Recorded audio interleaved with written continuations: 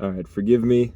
This is the steering wheel. It's going to be in the way, but we're going to roll with it because I need to get a long video out because I've been slacking on my shorts. I've been trying to keep up with those, but life's gotten busy and it keeps moving on. So here I am trying to catch up. So the last we left off, I believe I posted a video after the Seattle Seahawks game, but I'm going to go back about a month prior to that because I missed a lot. So when we left off, I believe the Packers were going into their matchup against the Detroit Lions. They lost that game, and then I believe... Oh, it's been so long, forgive me. I believe they had the bye week, and then... No, they had the bye week, and then Detroit. They lost against Detroit. Then they beat the 49ers. And then on Thanksgiving, the Packers beat the Dolphins. And then... Shoot. The Niners, Dolphins,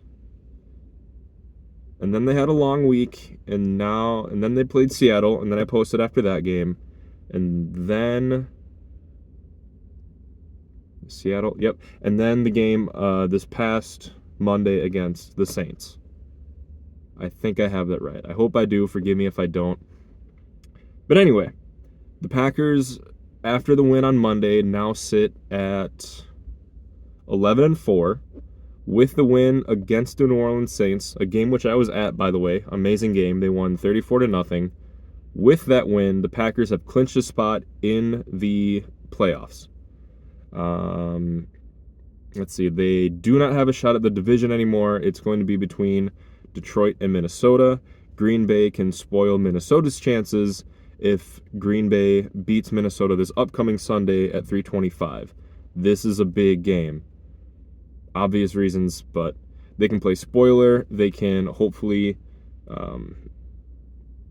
potentially jump Minnesota if the Lions then beat Minnesota. If the Packers win out and the Vikings, if the Packers beat the Vikings and then Detroit beats Minnesota and the Packers win out, then I believe Green Bay would jump Minnesota for the 5 seed in the NFC playoffs because of the tiebreaker being record against common opponents, and the Packers beat the Rams and the Rams beat the Vikings. So by that tiebreaker, the Packers would have the tiebreaker over Minnesota.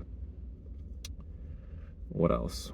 This is going to be a very rough video, and I do apologize for that. It's just been chaos, so please bear with me with that. I will do my best to be a little more organized going forward. I mean, I think that's it. I wish I had more detail. Usually I have notes and stats and whatnot. All I can say is that Monday's game against the Saints now, they did have Spencer Rattler. The Saints have a lot of injuries. It was like playing a JV team. But we'll take the win. The offense looked good. They came out hot. The defense played great.